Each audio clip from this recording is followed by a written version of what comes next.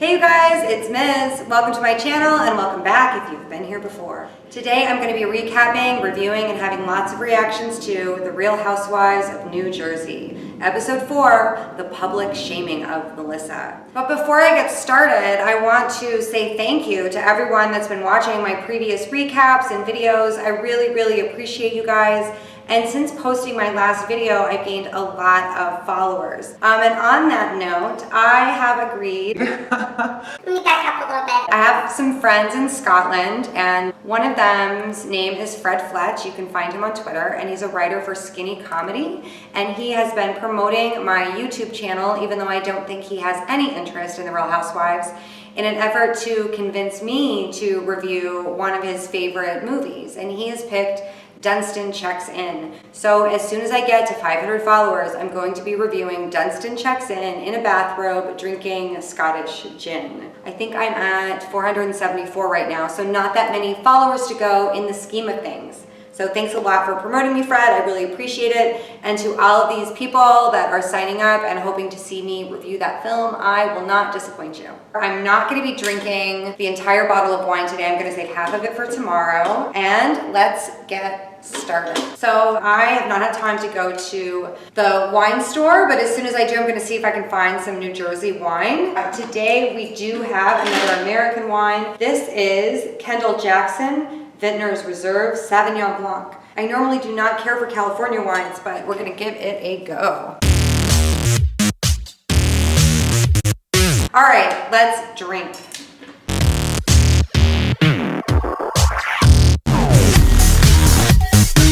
And I'm definitely gonna have to power drink this because, you know, just to get warmed up.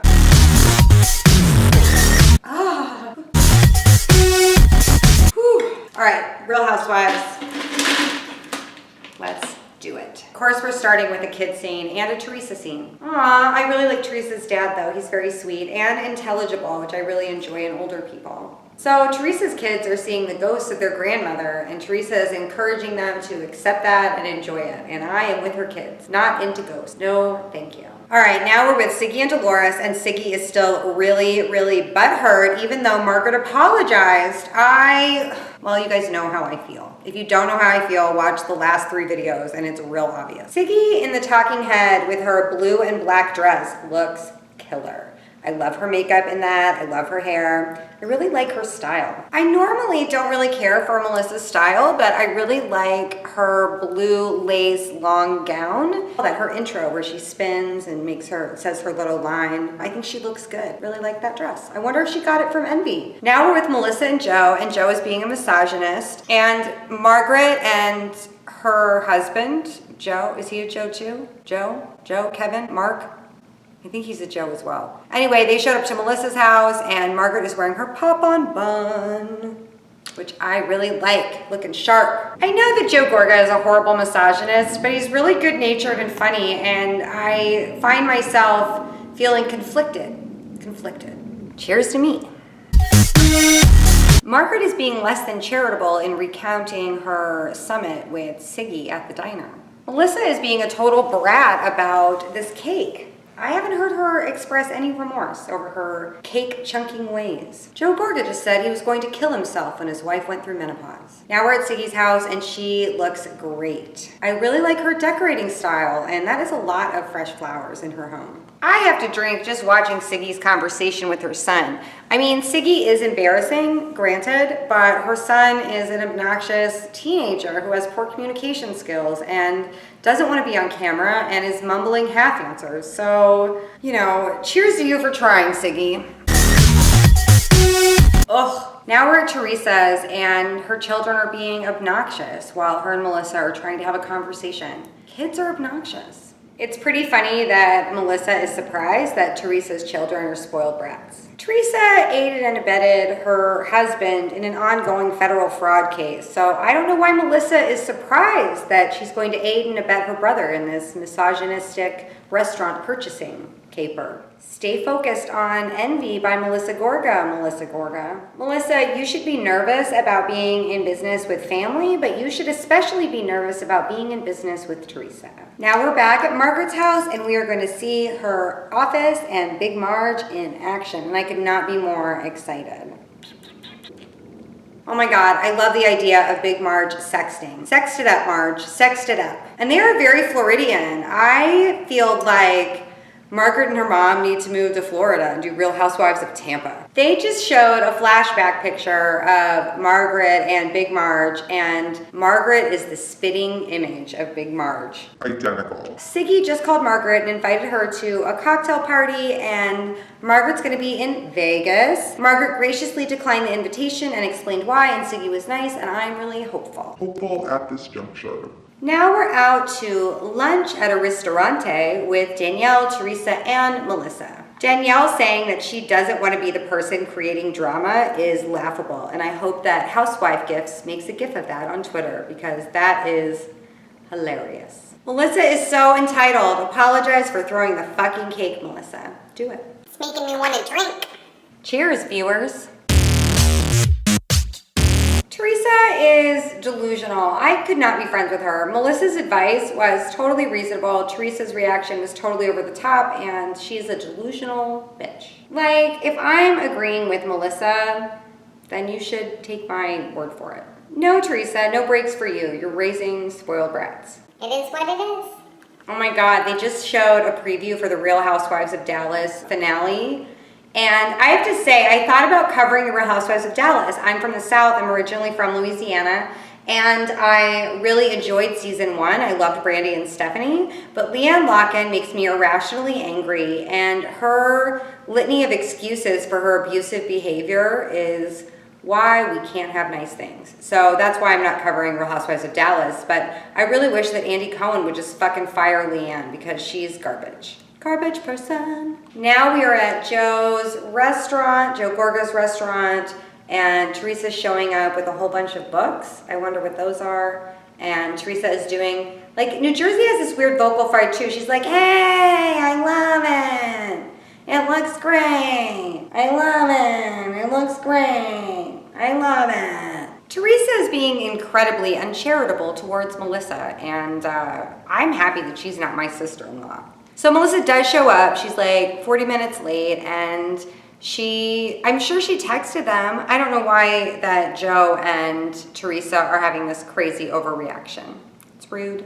These girls love to rewrite history. Teresa is now saying that Melissa went after her parenting style, and that's not what happened. She just said, oh, your kids know how to work you, and they know you're spread thin right now. So whatever, Teresa. Maybe I'll start fast forwarding Teresa scenes instead of children's scenes.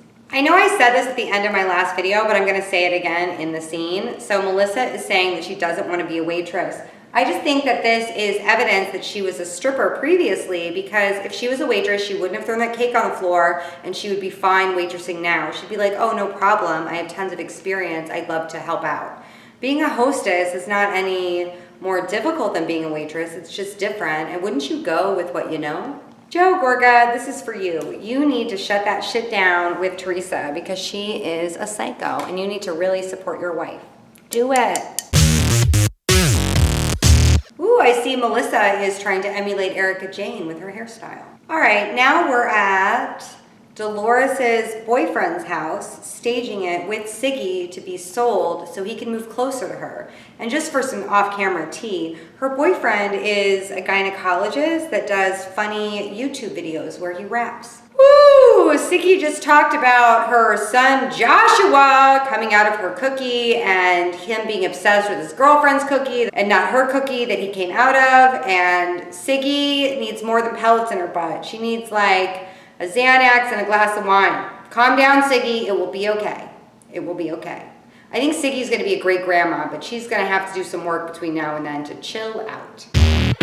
Now we're back at Teresa's house doing a dumb kid scene with kid things and slime and who cares? Do you think Teresa and Joe have ever said to their kids, you know, like, Daddy was convicted of fraud and is going to jail? Or do they just talk about it like away, like this weird camp? It's so strange, and it's a real culture of avoidance. In case you can't tell, I have very little sympathy for Teresa. Your kids do not need more attention, Teresa. So now we're at Siggy's party, and Siggy is overly excited and hugging everyone. We'll see how this unfolds. Now we're seeing all the ladies get ready for Siggy's party, and they all look horrendous. Teresa is wearing Louboutin So Kates, which are very high pointy heels, black stretch pants, a chain belt, and a baby pink fake fur jacket. Or maybe it's real fur, because they are disgusting in New Jersey. They love fur and dead animals. Got a drink. I do like Danielle's army green moto jacket though. I like that. If you watch my recaps, there's definitely a pattern of me liking brightly colored or differently colored motorcycle jackets, for sure. I think that Danielle's jacket might be her whole dress. We'll see when they get to the party. I call bullshit on what Danielle is saying because I can totally see Dolores saying that Teresa's very concerned with money, which is a proven fact, right? Ugh, shit disturber. I can't get over how bad Teresa's outfit is. Her hair looks good. I don't know. I don't have much positive things to say. I really like that Siggy is promoting an affordable jewelry and purse line. Not everyone can afford Chanel, Jersey ladies.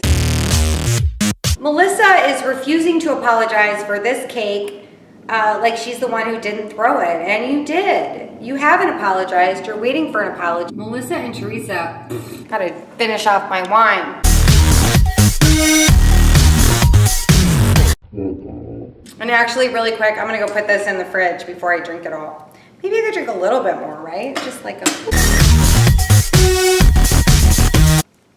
What is Siggy doing screaming about this in the middle of the party? What are you doing, Siggy? What are you doing? I would be mortified if someone called me out at a party the way that Siggy is calling Melissa out, but Melissa deserved it. I'm gonna stand by that. Standing by it. Drinking on Melissa's behalf, though.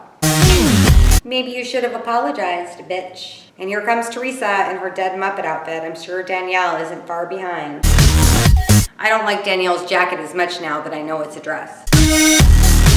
Woo! Dolores is hot. And on the Dolores versus Danielle issue, I feel like Dolores said something like, you know, Teresa's very financially motivated or focused, and Danielle is turning it into something nasty. Oh my God, Teresa, you're the worst friend ever. Oh my God, Danielle is crazy. I don't think that Dolores said that. I just don't. Melissa Gorga, you have never bowed down when Siggy cried. You have dismissed her and been a horrible, awful person with a lack of apologies. So zip it. And now we're seeing the preview for next episode, and Melissa looks bitchy. All right, you guys, that's it for this episode. I am really tipsy, even though I only drank half a bottle of wine, and I still have some left. I'll see you guys next week. Please comment and subscribe. Thank you. Cheers.